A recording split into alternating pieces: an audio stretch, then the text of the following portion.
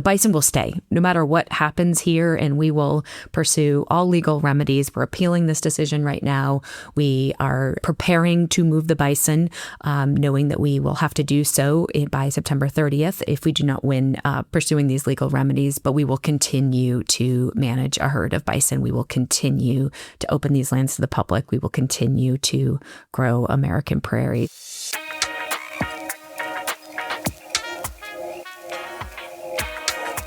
Welcome to another episode of Rewilding the World. I'm Ben Goldsmith, and I'm so excited to be here with Ali Fox, Chief Executive of American Prairie. And Ali was my first ever Rewilding the World podcast guest. Ali, thank you so much for taking the time to come back on the podcast.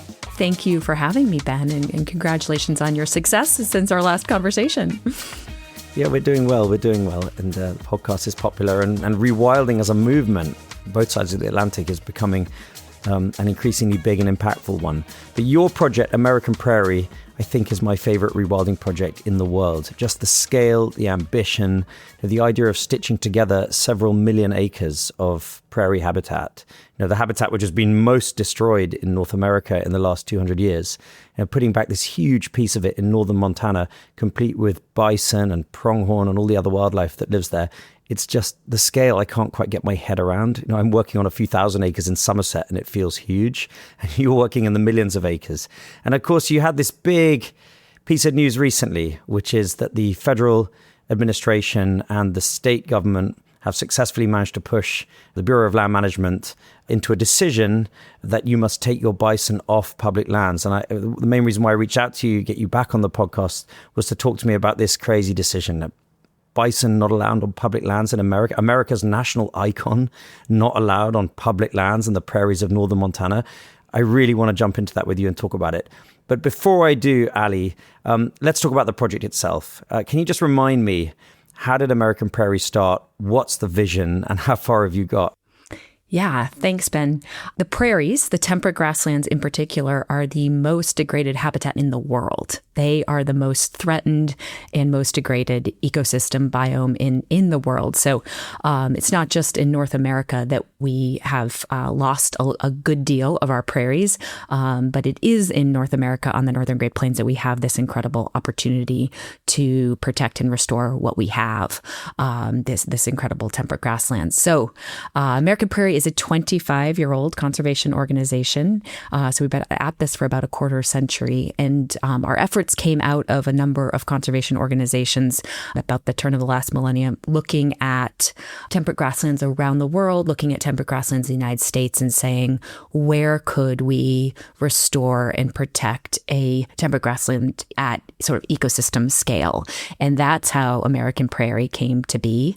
The idea is to buy private lands that are connected to existing public lands and open those lands up for the public. The ones that are not already open provide incredible access for recreation, for education, for the public to just come out and enjoy these grasslands and really learn from them, and to restore any habitats that have been lost.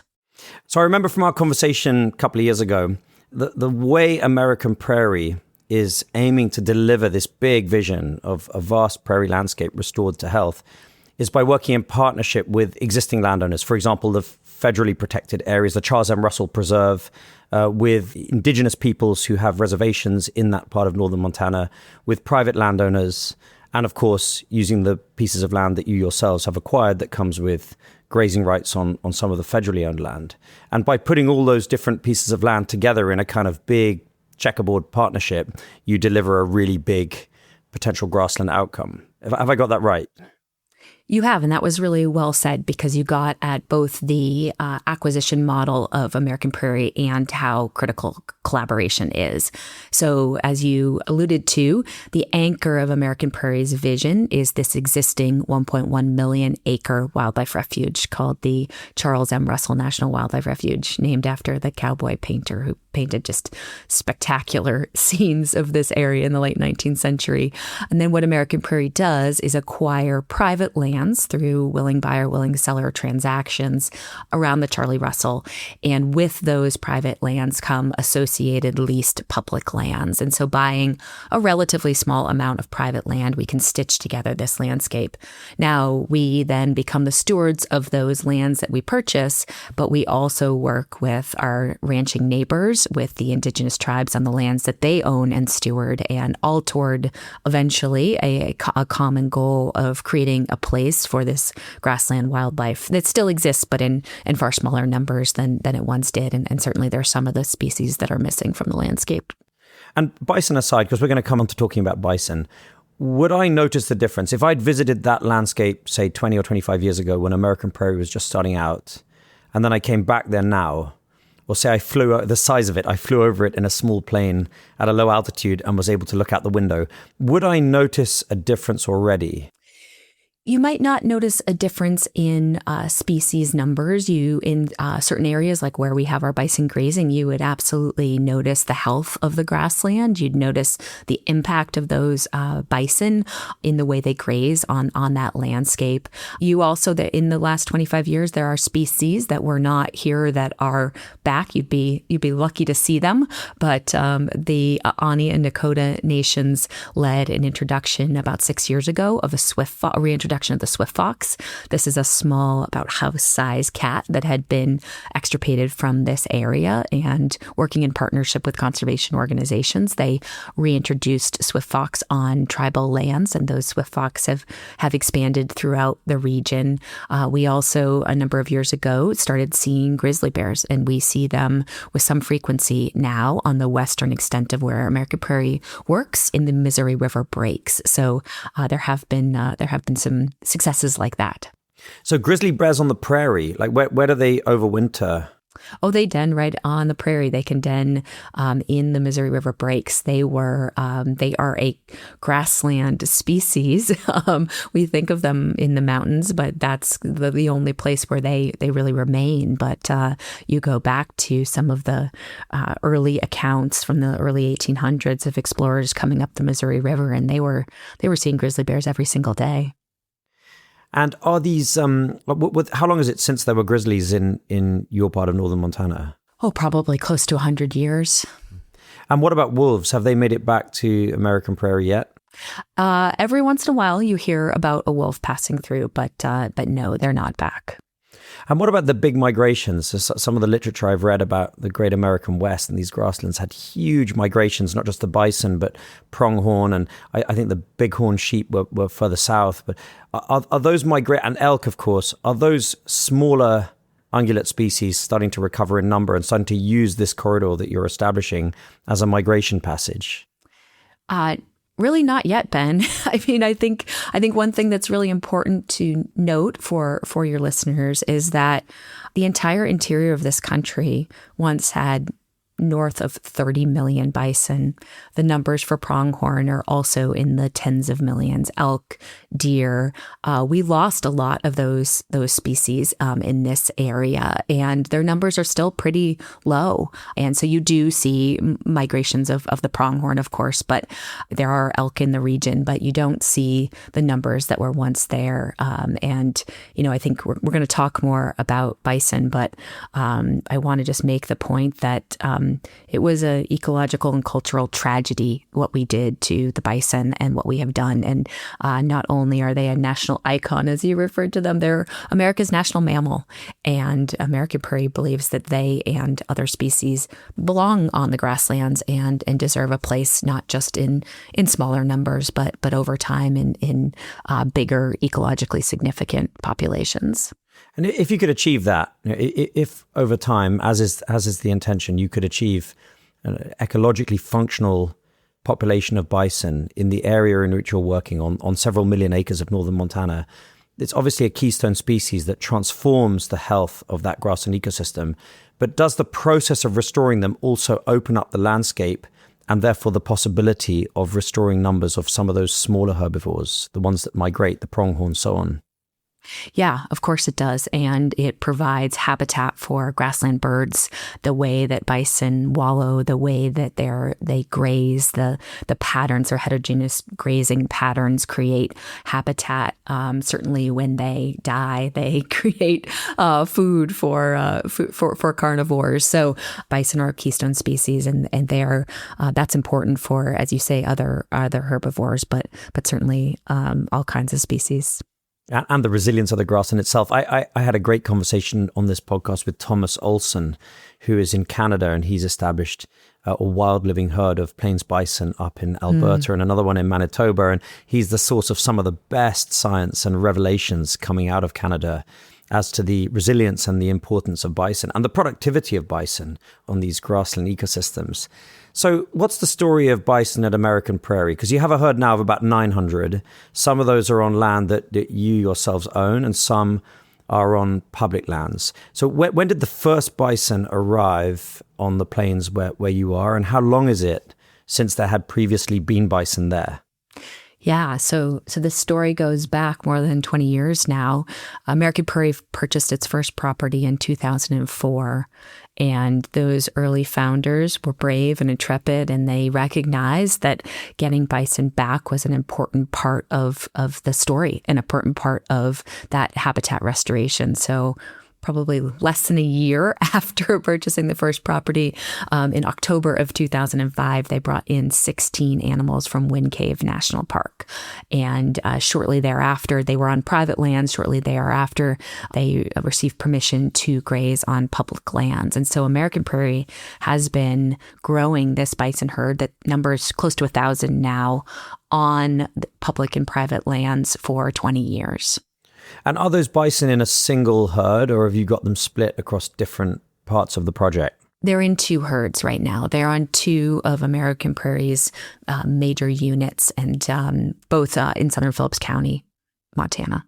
And I know about the herd of wild living bison in Yellowstone, which is not that far to your west. What about the Charles M. Russell? It's 1.1 million acres in the middle of the prairies. I was absolutely staggered to learn recently that there are no bison there. So if that's a protected area, that's a nationally important protected prairie landscape. Why are there no bison in the Charles Russell? It has not been politically. It's not been politically possible. That's why.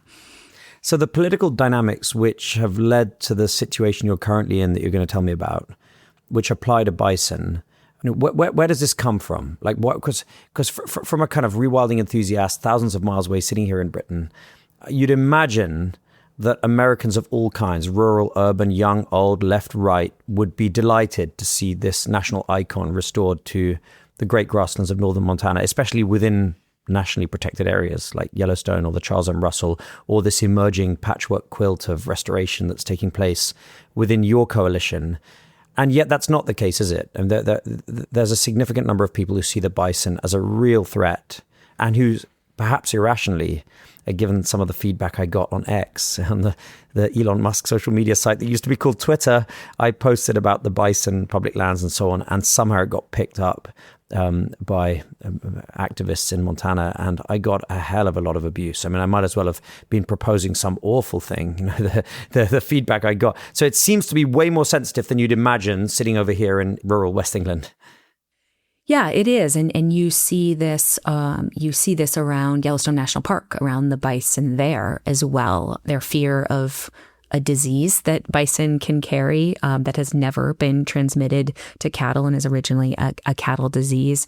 They're seen as competition for grass, which is obviously a valuable resource. And so, yes, I would say it's fair to say that our national mammal is both loved and feared.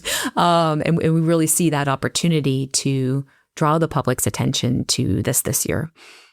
But it seems so much more polarized and politically controversial than you'd imagine. It doesn't seem like these are pragmatic concerns around some remote risk of transmission of brucellosis, which of course has never been actually documented in real life, or this competition over grass. I mean, the beef ranching, cattle ranching takes up, 800 million acres in the lower 48, of which about a third is public land. And we're talking here about a few tens of thousands of acres of public land from which you've been ordered to remove bison. So what I want to try and get at is, why is culturally this so controversial? Why is this such a touchstone issue? Large-scale conservation around the world is controversial, and when it's seen as competing with agricultural interests, that is controversial. And there is resistance to American Prairie's mission. We have said we would like to use our lands for bison and for wildlife habitat. Now, we're also leasing to quite a number of cattle ranching families. And so the nuance is lost. The nuance is absolutely lost in the fight. And there's a lot of misinformation out there. But as you noted, there's misinformation about bison. There are special interests within the cattle industry that have power now and have worked at both the state and federal levels to lead to this decision, right? To act in ways that lead to this decision. So tell me about this decision. What I read over here is that Governor Gianforte and the Attorney General of Montana and a bunch of other politicians, perhaps in cahoots with representatives of the cattle industry, have managed somehow to persuade or force the Bureau of Land Management to reverse an earlier decision which allows American Prairie to run bison on federally owned land. So I get the motivation for that, but how have they been able to do that? Yeah, you have characterized that well. I think important to note from the get-go, American Prairie's bison herd are classified as livestock. Bison outside of Yellowstone National Park in Montana are livestock animals. So they are disease tested, they're vaccinated, they are managed as livestock. American Prairie, nothing has changed in our management. We have not violated any rules. They have changed the rules. And I think that's really important to note, that American Prairie for 20 years has not asked for special treatment. We have asked for equal treatment on these grazing allotments, and we have grazed what until May was an approved grazer on those allotments, which are bison. What the decision that the BLM made in May, they have revoked 7 permits that we have to graze bison, despite, as I said, our full compliance for 2 decades. And this is not about stewardship or permit violations. This is the agency changing its legal interpretation of what kind of livestock are allowed. And what they have said is that animals on these grazing allotments, these federal grazing allotments and state grazing allotments for that matter, must be production-oriented domestic livestock. And then American Prairie's bison no longer qualify because they are not production-oriented. That is the root of the issue. But hasn't the Bureau of Land Management, I guess under pressure from the cattle industry and its friends in the political establishment, not performed a bit of a limbo dance here to try to redefine the rules? These rules have existed since the 1930s, have they not? Yes, these rules tie back to the 1934 Taylor Grazing Act. We are by no means the only people grazing bison on public lands in this country. There are about 40 other grazing allotments across a number of western states.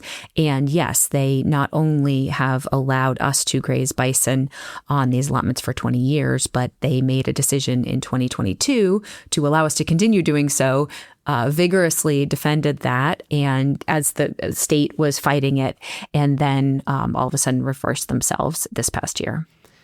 So if the BLM is telling you that the bison herd are being removed by their order from the public lands on which they're currently grazing on account of them not being a production herd, then why not just eat a few of them and say we are, like Thomas Olson does in Canada, who a previous podcast guest, and his whole thesis is we'll raise bison as a source of protein for people. Mm-hmm.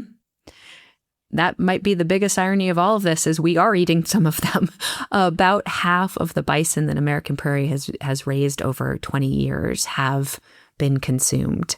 So we have public harvests. We harvest animals for food banks. We distribute animals to tribal herds that go into food sovereignty programs. So our appeal back to the BLM was we production-oriented is a new standard, and we didn't know that we needed to meet that rule. But also, if we do need to meet that rule, please define it further, because we are running an operation that is both production-oriented and a conservation herd.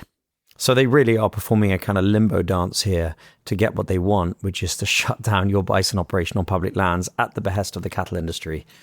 Ali, this decision and the kind of surrounding controversy and the endless struggle must have taken a bit of a personal toll on you and your team. And like, how's all that been? Because rewilding isn't easy. Someone once said to me, I can't remember who, that rewilding is 10% about ecology and 90% about dealing with people. But it must get you down a bit.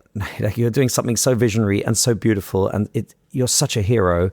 And I wanted you back on the podcast partly just to say that a lot of people are rooting for you. Well, thank you. I appreciate that. I'm not the hero. Our full team are the heroes, truly. It has been good for me, has been good for my psyche and my soul to spend time with our team and spend time out with the bison. And I've done that a number of times in the last few months. And what I see is a team that is determined and resilient. The bison will stay no matter what happens here, and we will pursue all legal remedies. We're appealing this decision right now.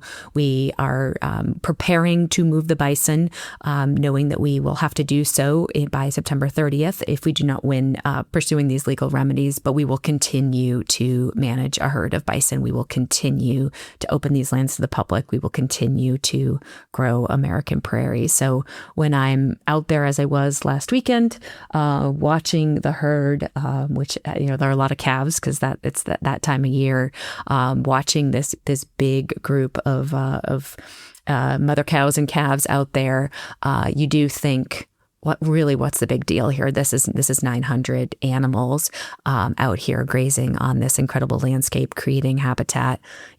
Ben, the yucca were blooming. There were sago lilies. The cactus were blooming.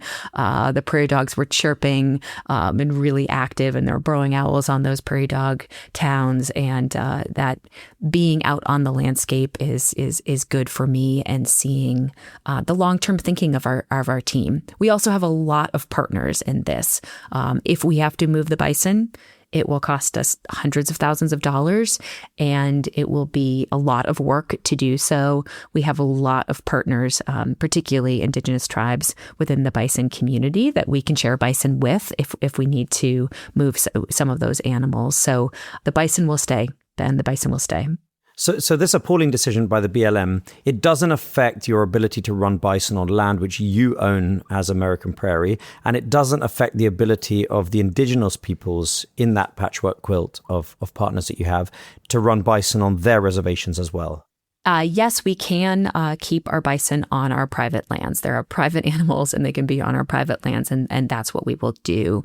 What's important to note is that while the BLM has said this decision only affects American Prairie, the tribes have said that they fear that it will impact their ability to continue their buffalo restoration programs and their food sovereignty programs. So we can get into this, but a couple days following the decision about American Prairie's grazing permits, the Bureau of Land Management put out new proposing grazing rules that are far further reaching than American Prairie, and they're ones that certainly tribal nations, conservation organizations, other landowners, hunters and anglers and public access enthusiasts are concerned about, because they are a very multifaceted and significant change to the way that public lands have been managed. And you're starting to see people speak up and say, wait a minute, the public deserves a voice in managing their public lands. In 2010, I founded an organization here in the UK called the Conservative Environment Network. I've always been kind of small c conservative, loosely and broadly defined, generally lean towards smaller government, less intervention. And absolutely, conservation is central to everything I love and everything I care about. And I see those two things as sort of one and the same philosophically. And so I'm astonished when I see so-called conservative politicians on the other side of the Atlantic brandishing their free market credentials and talking about the importance of private property rights when both of those things get chucked in the bin, as soon as some special interest or another that happens perhaps to have contributed to their campaign finance or has their favor for whatever reason, comes up against reality. For example, sugar production in the Everglades. We had Steve Davis, the chief ecologist of the Everglades Foundation, on the podcast about a year ago.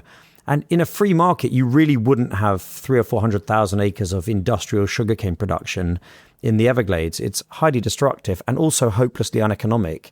It thrives on a barrage of federal and state subsidies and is protected with a whole bunch of policies to ensure that the Florida sugar industry doesn't have to come up against competition from Brazil or even from sugar beet growers in the Midwest.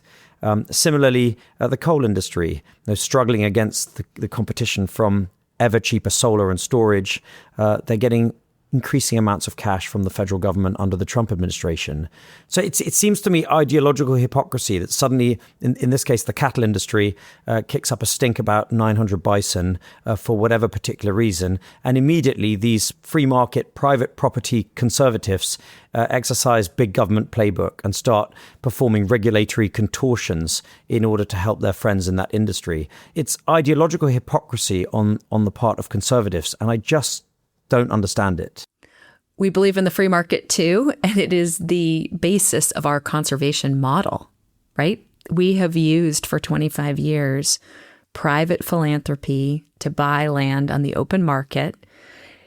Associated with those lands are these federal leases through established processes going back, as we said, to the 1934 Taylor Grazing Act.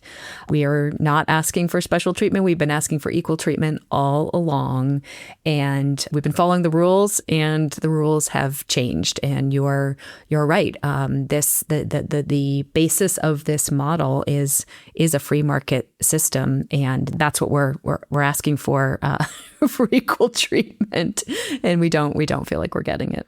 Well, that's the thing with the kind of new age conservatives on both sides of the Atlantic, is that they're all for free markets and private property rights until particular special interests complain loudly and say we're not happy with those things. We want the big brother state to step in and help us. So the absurdity of this, for me, is a question of philosophical hypocrisy. Nevertheless, I'm so happy to hear that you and your team are fired up to challenge this in court. And I have no doubt that American Prairie will continue to go from strength to strength. Tell me about some of the good news that you've put out during the last year or so. You made a couple of big acquisitions and opened up some land to public access that's been closed for decades. Which acquisitions have happened recently that you're most excited about? We sure did. 2025 was a great year. So last year, we acquired 6 properties totaling nearly 80,000 acres. That was more land than we had ever added to American Prairie. But as you note, what was particularly significant about one of these purchases is that the former owner and owners before that had closed off about 4-mile section of road that accessed tens of thousands of acres of public land. So this had been an area that was prized by sportsmen, prized by public land lovers, and had been essentially inaccessible for a couple of decades. And as soon as we closed as soon as the ink was dry, we opened up that road. We took down the no trespassing signs and we said, welcome to the public. These are your public lands. Please drive through our private lands, this 3.8 miles, to access your public lands. And we were really applauded by that. Public lands are a uniquely American thing. And as you noted, they're a third of our country, and they truly belong to all of us. And that there's been a trend in the West of decreasing access to public lands, and American Prairie is doing our part to reverse that trend by first welcoming the public to our private lands, and then certainly welcoming the public to cross our private lands to access their public lands. You're cattle ranchers, right? You have a lot of cattle. You work with neighboring cattle ranchers. Is there a subset of the cattle ranching community that's really pro what you're doing? So we're not cattle ranchers ourselves, but we certainly work with a lot of our cattle ranching neighbors. So as I mentioned before, our bison are on 2 of our properties, and the remaining 500,000 acres are leased out to cattle ranchers, to neighbors, to the former owner, to others in the community. And we work together to steward those lands towards common conservation goals. And yes, I think the participants in that program, the participants we partner with through a program called Wild Sky that incentivizes other private landowners to follow wildlife-friendly ranching practices. And they see a lot of misinformation out there in this recent decision. And they appreciate the opportunity to work with us as land stewards on this landscape that we all care a lot about, and we care about the wildlife out there too. And what about the wider community? The population of Montana, the urban population of Montana, people who don't necessarily work in the cattle industry, the hunters and all these other folks. How do they feel about American Prairie, do you think? Do you've got majority support? So let me just talk a bit about the opportunities for people to come out and visit, because you asked sort of what's new. American Prairie manages 3 huts, backcountry huts, and a couple of campgrounds. And we have our Discovery Center here in Lewistown, where I'm sitting today, that is open to the public, and there's programming and exhibits here. We added a new addition to this building last year, a black-footed ferret, who is an ambassador ferret from the National Black-Footed Ferret Center, who is going to reside here for a couple of years and teach people about prairie dogs and black-footed ferrets and the importance of the grassland ecosystem. So we have about 7,000 overnight visitors who come out and camp and stay in our huts and enjoy the landscape. We've talked about hunters, of course, but we have the bird watchers and wildlife watchers and bikers. We're building some trails that can be used for hiking and biking. So lots and lots of different opportunities for people to come out and explore the landscape. And, I think when you ask about support in the state, the main support we are seeing is for that access and the recreational opportunities that we are creating. And of course, those recreational opportunities have a positive economic impact on the region as well. So in these times where bison are being kicked off of public lands, we see an opportunity to really build a coalition of people who not only care about bison, but care about how our public lands are managed. And we will take advantage of being in the spotlight here to tell the broader story about what American Prairie is doing. Because while we care deeply about our national mammal, we will keep our herd on American Prairie. This is a much bigger story about a full grassland ecosystem and the public's ability to recreate on that landscape and learn from that landscape. So what's the dream, Ali? Because, of course, the state administration will change. The federal administration will change. Your team is going to keep going. American Prairie is here for the long haul. What's the dream? How does this look, this project, in 30 years or 60 years? You asked if we've been getting support, and we absolutely have been getting support. One of the first text messages I got was from one of the Indigenous partners we work with, and he reminded me how his people look generations and decades down the road, and that buffalo face into the storm. And so absolutely, we are thinking long term, and we're thinking about a multi-million acre grassland, all the species back, with species at much greater numbers, with all of those the interplay between those species at play, and a treasure that is valued by Montanans and Americans and by people around the world. Ali, you're so brilliant. Thank you very much for coming back on the podcast. It's been such a joy talking to you. I'm so excited about American Prairie. When little bits of news come into my email inbox or I see it on social media, it lifts my heart every time. What can we do to support American Prairie? The first thing we can do is visit and experience it yourselves. And that goes for you too, Ben. I promise that standing out in the middle of the grasslands, watching this herd will change your understanding of what's at stake. Also, I really highly encourage people to go to our website, americanprairie.org, and follow the legal challenges that are going to play out over the next couple of months. There will be opportunities for the public to comment, and these decisions have real consequences. And then third, we would love your support. We would love your dollars and your voice. If you believe in public land and that it belongs to the public and that bison, our national mammal, deserve a place on this iconic American landscape, your gift of any size matters tremendously to our team and to the herd and to this long-term vision that we're pursuing.